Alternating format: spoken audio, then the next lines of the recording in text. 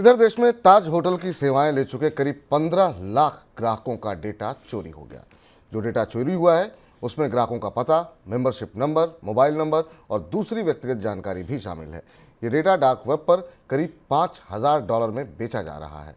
ताज hotel की तरफ से डेटा चोरी की पुष्टि की गई है। उधर ब्रोकिंग कंपनी जीरोधा के फाउंडर नितिन कामत ने कंपनी के ग्राहकों को सावधान करते हुए कहा कि कुछ लोग खुद को कंपनी का कर्मचारी बता करके ग्राहकों के अकाउंट्स को हैक करने की कोशिश कर रहे हैं। सर, अब पहले आधार के डेटा चोरी हो गए, अब ताज से डेटा चोरी हो गया, ये हो क्या रहा है? अभी तक ये माना जा रहा था कि भारत में सरकारी संस्थाओं के साइबर सिक्योरिटी के सिस्टम्स वीक हैं और वहाँ से डेटा चोरी हो रहा, पर ताज के डेटा की चोरी एक दूसरा पहलू है जो निकल कर सामने आया। और अब ऐसा दिख रहा है जैसे डेटा चोरों ने चारों तरफ जहाँ जहाँ जो जो उपलब्ध है उस पर हमला करना शुरू किया है। जीरोधा को तो एक कहना पड़ा अपने ग्राहकों से कि रिस्क है।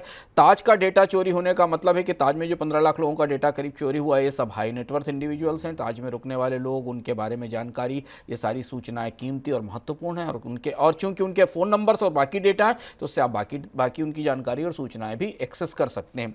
ये बेहद खतरनाक परिस्थिति बन रही है। इस पर बार बार हम मनी सेंट्रल में अपनी अलग अलग संदर्भों से चर्चा करते रहे कि भारत में सामूहिक रूप से सरकार और निजी कंपनियों के पास कोई साइबर सिक्योरिटी आर्किटेक्चर मजबूती से नहीं बन पाया है और इसलिए अब जो जितना वल्नरेबल है उसके आंकड़े, उसकी सूचनाएं, लोगों की सूचनाएं डार्क वेब पर बिक रही हैं।